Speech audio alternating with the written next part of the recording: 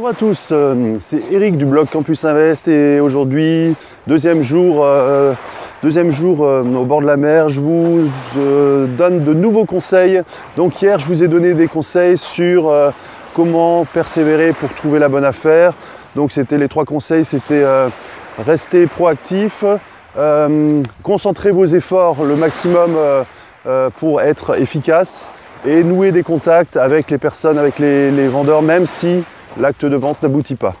Voilà, donc aujourd'hui j'ai un nouveau conseil que je vous donne. En fait, c'est par rapport au rendement locatif que vous voulez obtenir.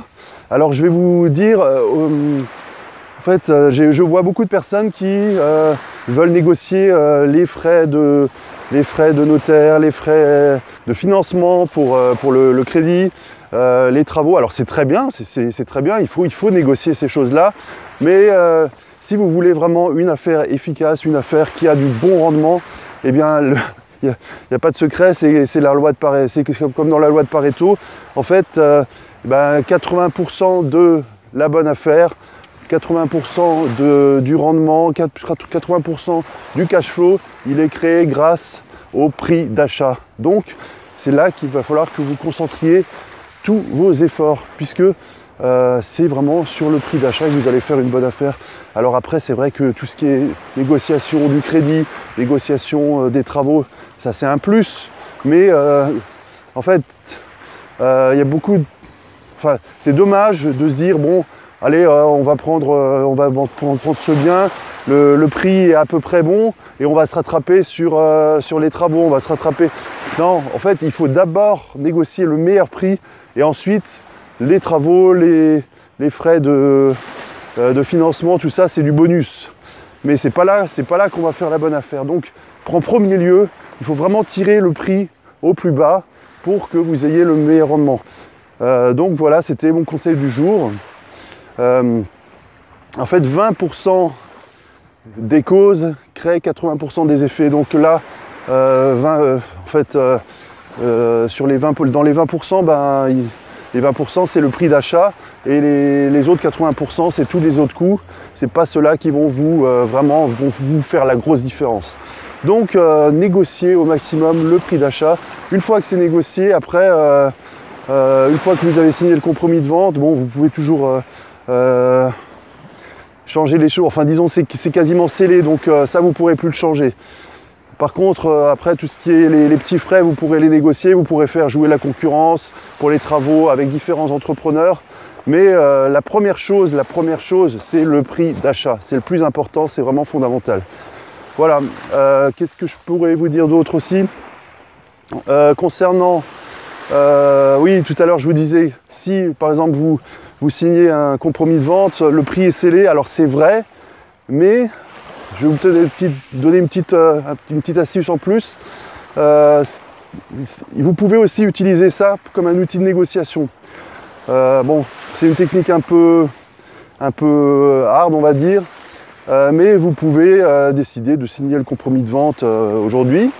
Et puis, si vous vous rendez compte, parce que vous avez 10 jours pour vérifier si tout correspond à vos critères, et si pendant ces 10 jours, vous vous rendez compte que vous êtes peut-être trop élevé au niveau du prix, rien ne vous empêche, bon bien sûr, ça je vous le conseille si c'est pas rentable, déjà d'envoyer une lettre recommandée avec accusé de réception pour annuler le compromis de vente, mais rien ne vous empêche de renégocier derrière.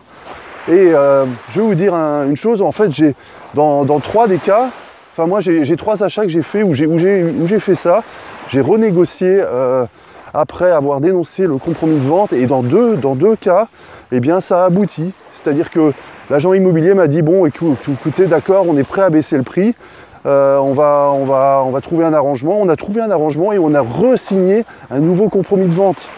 Donc ne vous dites pas que le fait de dénoncer le compromis de vente, ça va mettre fin à toute négociation.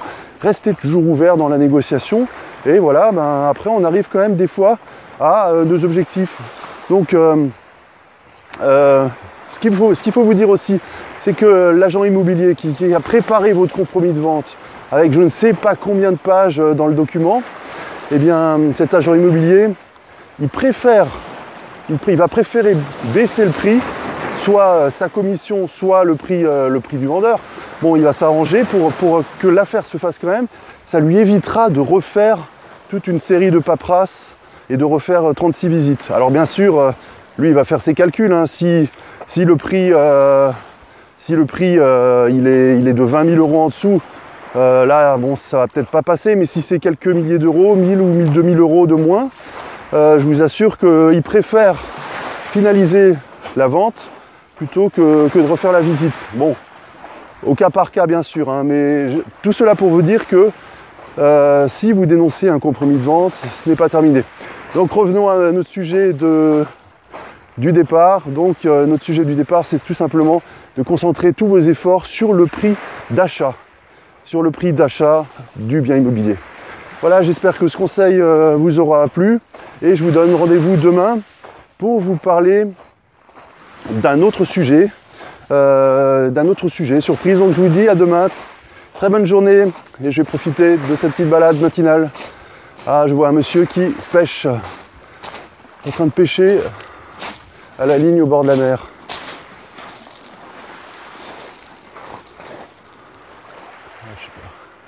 On va aller le voir.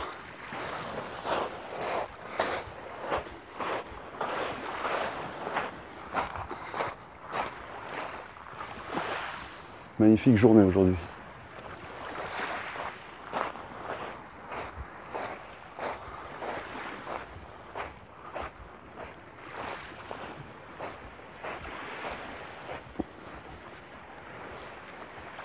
Il a attrapé quelque chose.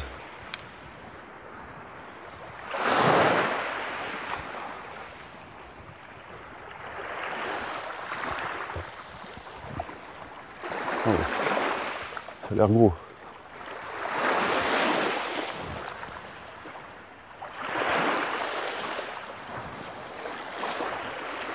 Bonjour.